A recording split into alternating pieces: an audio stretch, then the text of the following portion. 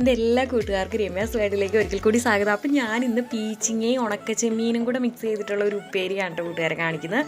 അപ്പോൾ ഇങ്ങനെ ട്രൈ ചെയ്യാത്തവർ ഉറപ്പായിട്ട് ഉണ്ടാക്കി നോക്കട്ടോ. അടിപൊളി ടേസ്റ്റാണ് കേട്ടോ, ഒരു രക്ഷയില്ല. അതിനായിട്ട് പോകാം വീഡിയോയിലേക്ക്. വീഡിയോ സ്കിപ്പ് ചെയ്യാതെ തന്നെ കാണട്ടോ കൂട്ടുകാരെ.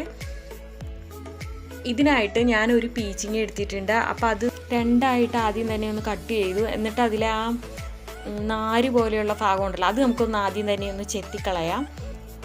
എന്നിട്ട് നമുക്കിതൊന്ന് കഴുകിയെടുത്തിട്ട് നന്നായിട്ട് വൃത്തിയായിട്ട് കഴുകിയെടുത്തിട്ട് അതിൻ്റെ ഉള്ളിലെ ആ സീഡെല്ലാം നമുക്ക് മാറ്റിക്കളയാം. എന്നിട്ട് നമുക്കിത് ചെറിയ ചതുര കഷ്ണങ്ങളായിട്ട് തന്നെ നമുക്ക് നുറുക്കിയെടുക്കാം. അപ്പോൾ കൂട്ടുകാരെ ആദ്യമായിട്ടാണ് എൻ്റെ വീഡിയോ കാണണമെങ്കിൽ എൻ്റെ ചാനലൊന്ന് സബ്സ്ക്രൈബ് ചെയ്യാൻ മറക്കല്ലേ കേട്ടോ കൂട്ടുകാരെ. വീഡിയോ ഇഷ്ടമാവുകയാണെങ്കിൽ നിങ്ങളുടെ ഫ്രണ്ട്സിനും ഫാമിലിക്കും ഒക്കെ ഒന്ന് ഷെയർ ചെയ്യണം കേട്ടോ കൂട്ടുകാരെ. ഇതുവരെ സപ്പോർട്ട് ചെയ്ത എല്ലാ കൂട്ടുകാർക്കും ഒത്തിരി താങ്ക്സ് ഉണ്ട് കേട്ടോ കൂട്ടുകാരെ. അപ്പോൾ ഇതാ ഞാനിത് ഇവിടെ എല്ലാ പീച്ചിങ്ങ എല്ലാം നല്ല വൃത്തിയായിട്ട് ചതുര കഷ്ണങ്ങളാക്കി നുറുക്കിയെടുത്ത് വെച്ചിട്ടുണ്ട്. ഇനി നമുക്ക് ഉപ്പേരി റെഡിയാക്കാൻ തുടങ്ങാം. അതിനായിട്ട് നമ്മൾ ചീഞ്ചട്ടി അടുപ്പത്ത് വെച്ചു. അതിലേക്ക് ഒരു 1.5 സ്പൂൺ വെളിച്ചെണ്ണ ഒഴിച്ച് കൊടുത്തിട്ടുണ്ട്. അതിലേക്ക് നമ്മൾ ആദ്യം തന്നെ കറിവേപ്പിലയാണ് ഇട്ട് കൊടുക്കുന്നത്.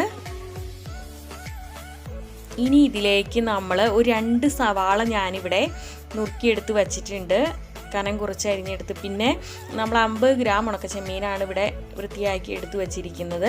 പിന്നെ ഒരു ചെറിയ കഷ്ണം ഇഞ്ചിയും 2 അല്ലി വെളുത്തുള്ളിയും 1 പച്ചമുളകും ഞാനിവിടെ ഒന്ന് ചതച്ചെടുത്ത് വച്ചിട്ടുണ്ട് കേട്ടോ. അപ്പോൾ ആദ്യം നമ്മൾ ആ സവാള നുറുക്കിയതാണ് ചേർത്ത് കൊടുക്കുന്നത്. സ്വല്പം ഉപ്പും ചേർത്ത് നമുക്ക് വഴറ്റി കൊടുക്കാം, പെട്ടെന്ന് വഴന്ന് വരാനായിട്ട്. ഇപ്പോൾ ഇതാ നമ്മുടെ സവാളയെല്ലാം വഴന്ന് വന്നിട്ടുണ്ട്. ഈ സമയത്ത് നമുക്ക് ആ ഇഞ്ചി വെളുത്തുള്ളി പച്ചമുളക് ചതച്ച് വെച്ചിട്ടുണ്ടല്ലോ, അത് നമുക്ക് ചേർത്ത് കൊടുക്കാം.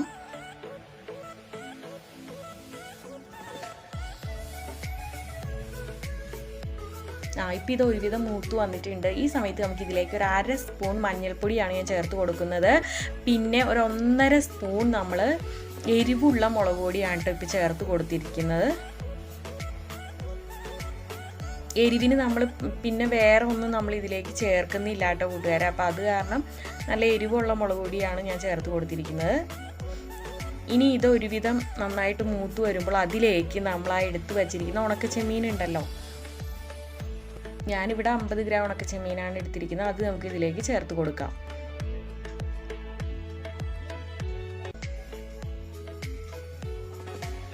ഇനി ഇതും ആ മഞ്ഞൾപ്പൊടി മുളക് പൊടി എല്ലാം നല്ല മിക്സായി വരണം.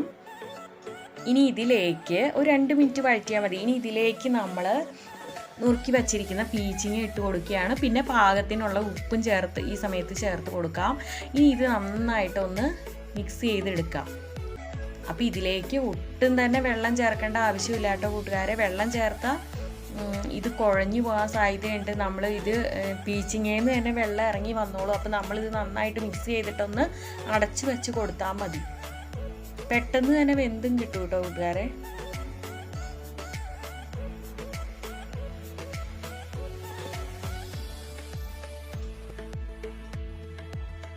ഇങ്ങനെ വച്ച് നോക്കിയിട്ടില്ലാത്തവരെ ഉറപ്പായിട്ട് ഒരു പ്രാവശ്യമെങ്കിലും ഇങ്ങനെ ഉണ്ടാക്കി നോക്കണം കേട്ടോ കൂട്ടുകാരെ. പീച്ചിങ്ങ ഇഷ്ടമില്ലാത്തവർ പോലും ഇങ്ങനെ ഉണ്ടാക്കി ഉറപ്പായിട്ടും കഴിക്കട്ടോ കൂട്ടുകാരെ. അപ്പോൾ കൂട്ടുകാർ ഇത് ഉണ്ടാക്കി നോക്കിയിട്ട് ഉറപ്പായിട്ടും നിങ്ങളുടെ അഭിപ്രായങ്ങൾ കമൻസായിട്ട് അറിയിക്കണം കേട്ടോ.